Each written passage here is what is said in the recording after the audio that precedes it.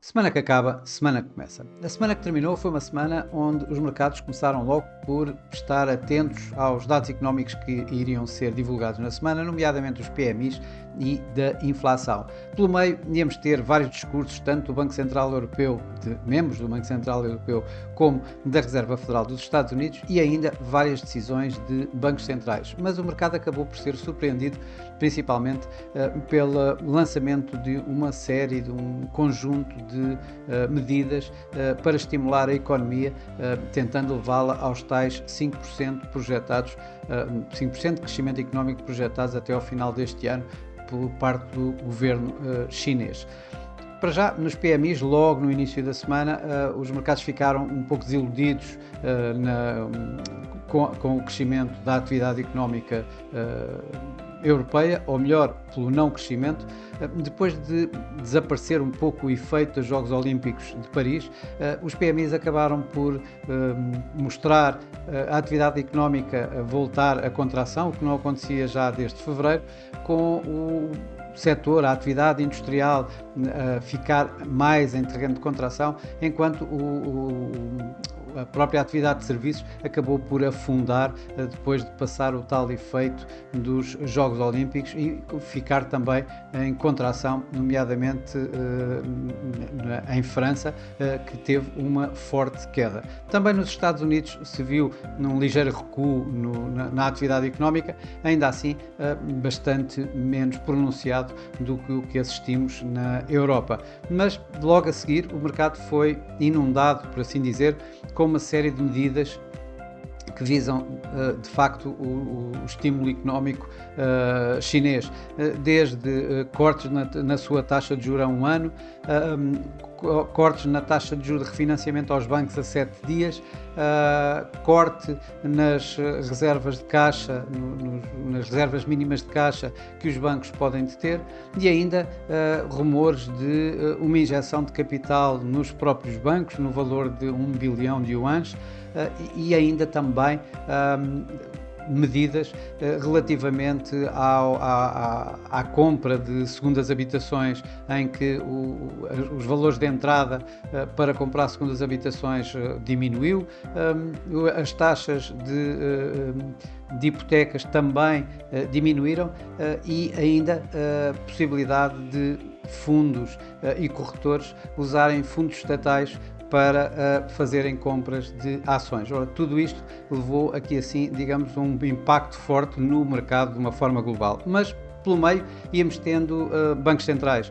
Tínhamos o Banco Nacional Suíço, o Banco Central Suíço, onde havia algumas expectativas sobre quanto é que seria o corte na sua taxa de juros.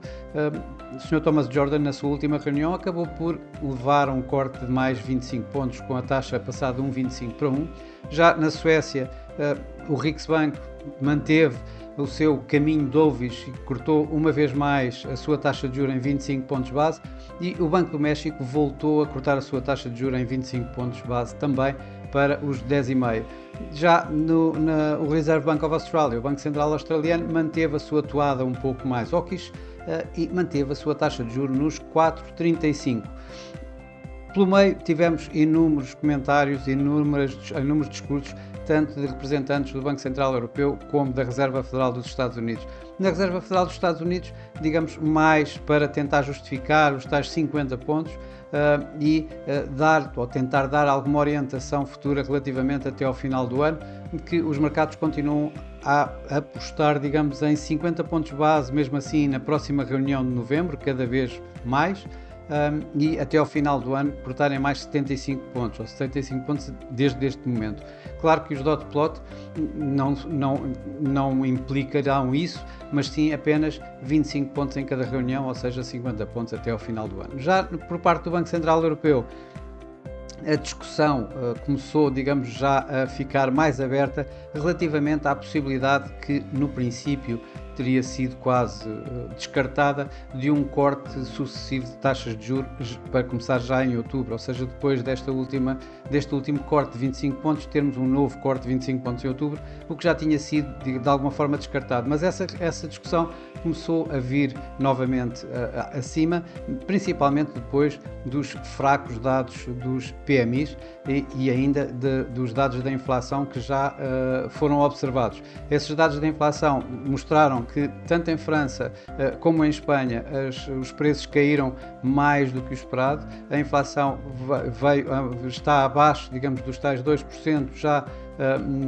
a tal meta do próprio Banco Central Europeu, o que poderá levar, em conjunto com uma atividade económica um pouco debilitada, à possibilidade de haver aqui assim um corte de 25 pontos em outubro, e essa discussão começa agora a vir ao de cima. Já nos Estados Unidos tivemos o Core PCE Price Index de 0,1% nos preços a nível mensal. Era esperado cerca de 0,2%, no entanto, ainda assim a medida anual ficou nos 2,7% e, portanto, os mercados praticamente não reagiram nestes números. Tudo isto acabou por levar os mercados acionistas a uma semana bastante positiva, eu diria mesmo fantástica no que toca à Ásia, principalmente na China, obviamente. Temos aqui o Hang Seng, que ganhou cerca de 13%, se tivéssemos aqui o CSI 300 na China continental, tínhamos visto que ele tinha ganho nesta semana praticamente 16%. Também na Europa, as ações tiveram um bom desempenho. Temos aqui o Eurostoxx, foi o que mais subiu na Europa, que subiu cerca de 4%. Já nos Estados Unidos, os mercados foram os que mais calmos, digamos assim, tivemos ainda mesmo assim Dow Jones e S&P 500 a registrar novos máximos. Nasdaq não o fez, foi o que ganhou mais esta semana e não chegou sequer ao 1%.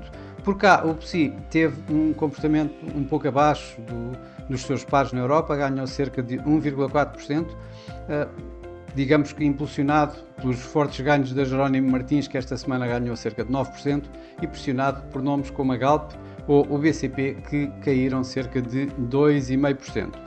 No mercado cambial, o dólar continua a cair, voltou a fazer, o índice do dólar voltou a fazer novos mínimos deste ano, desta vez abaixo de 100. O euro-dólar ficou praticamente no mesmo nível onde tinha começado, à volta de um 11,65 aproximadamente. Isto depois de, com os PMIs, ter voltado a fazer um mínimo da semana abaixo de um 11 e um máximo do ano passado, depois com os dados norte-americanos, um novo máximo do ano acima de um 12, ligeiramente acima do anterior, a um 12,14, para terminar praticamente inalterado. Já no Japão tivemos alguma atividade, tivemos alguma volatilidade no mercado, com o Yen a registrar fortes perdas quando nas eleições para o líder do partido do governo, que vai dar um novo primeiro-ministro, mais dovish a estar na corrida. No entanto, quando ele foi afastado e quando o líder mais hawkish relativamente a taxas de juros ou política monetária acabou por ganhar, o Yen voltou a ganhar. Daí tivemos um dólar-yen que atingiu níveis acima de 146, mas acabou por terminar em torno dos 142 em mínimos da semana e mesmo da semana anterior. Esta semana, divisas como o dólar australiano e o dólar neozelandês acabaram por ter fortes ganhos, na medida em que estão mais ligados, digamos, à China, mais próximos da China, com o AUD dólar e o NZD dólar a ganharem cerca de 1,5% este ano. Já por outro lado, o franco suíço voltou a ganhos, isto talvez com um mercado à espera de alguma forma de um Banco Nacional Suíço um pouco mais dovish do que o que acabou por ser esta reunião desta semana, com o Sr. Thomas Jordan à frente, e o franco suíço, inclusive, também ajudado por todas as tensões geopolíticas existentes, acabou mesmo por terminar a semana em ganhos.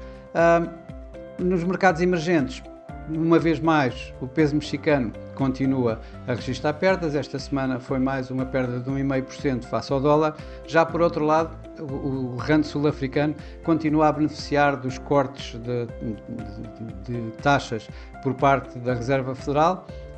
E o rand sul-africano voltou a ganhar face ao dólar quase 2%. Nos mercados das commodities, o ouro voltou a registrar uma semana de ganhos, terminou a semana a ganhar 1,3%, isto mesmo assim depois de recuar de um novo máximo histórico cada novo máximo histórico, desta vez em torno dos 2.685 dólares por onça, já muito perto dos 2.700 dólares por onça.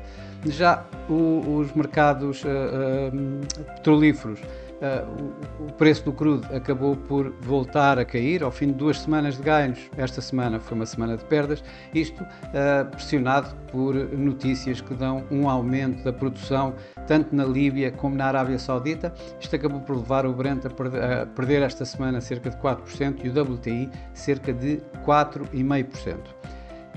Na semana que começa, não vamos contar com os mercados na China que começam a sua Golden Week, ou seja, o seu feriado nacional que vai durar uma semana. Os mercados vão estar essencialmente atentos aos dados económicos, nomeadamente inflação na Europa, ISM e Non-Farm Payrolls nos Estados Unidos, e ainda para os muitos discursos que vamos ouvir tanto da parte do Banco Central Europeu como da parte da Reserva Federal dos Estados Unidos. Começam logo no início da semana, em que temos Jerome Powell em Nashville a falar sobre política monetária, mas vamos ter muitíssimas intervenções por parte dos variedíssimos membros da FOMC que durante esta semana que vão uma vez mais tentar justificar as suas projeções que fizeram há uma semana atrás, quando da reunião de política monetária, e ainda tentar, digamos, de alguma forma, orientar os mercados para o próximo corte de taxa de juros, em que os mercados estão cada vez mais a descontar um novo corte de 50 pontos já na próxima reunião de novembro, enquanto os dot plot dos FOMC davam 50 pontos de corte no conjunto até ao final do ano. Por parte do Banco Central Europeu, a situação dos PMIs bastante abaixo do esperado, uma inflação a cair, começam a abrir a possibilidade da tal discussão do corte de 25 pontos já novamente em outubro, e eu creio que é isso que vai provavelmente suceder nos variedíssimos comentários desta próxima semana de vários membros, muitos deles OCs, mas que neste momento começam, digamos, a abrandar a sua agressividade. É o caso, por exemplo, de Isabel Schnabel. No entanto, já no primeiro dia da semana temos o discurso de Christine Lagarde no Parlamento Europeu, que provavelmente poderemos ver aqui assim mais alguma orientação relativamente a essas discussões. Mas o mercado vai estar essencialmente a olhar para os dados económicos que vamos tendo tanto na Europa como nos Estados Unidos. Começa logo na Europa com os dados da inflação, onde o mercado espera uma queda nos preços a nível mensal de 0,3%, um abrandamento da inflação dos 2,2% para os 2%, ou seja, em linha já com a meta do Banco Central Europeu, e infelizmente com inflação subjacente a manter-se ainda nos 2,8%. Nos Estados Unidos, durante a semana, vamos tendo os dados do ISM, onde é esperado que tanto o setor manufatureiro como o setor de serviços mostre alguma evolução positiva. No entanto, em termos manufatureiros, em termos industriais, continuar em terreno de contração, e nos serviços em expansão. Mas o mercado vai estar essencialmente a olhar para no último dia da semana, na sexta-feira, para os non-farm payrolls, onde espera 145 mil novos postos de trabalho criados pela economia norte-americana durante o mês de setembro, onde espera que a taxa de desemprego se mantenha nos 4,2%. Alguma coisa que, digamos, que coloque os non-farm payrolls bastante abaixo disto, ou uma taxa de inflação a subir estes 4,2%, 4,3%, poderá trazer novamente receios de uma recessão nos Estados Unidos, pode trazer novamente ou acelerar, digamos, as expectativas de mais cortes de taxa de juros ainda por parte da Reserva Federal dos Estados Unidos. Bom, mas isso é uma questão que vamos ver no final da semana. Para já é tudo por hoje. Desejo a todos uma boa semana, bons negócios e para a semana cá estarei com um novo Semana que Acaba, Semana que Começa. Até lá!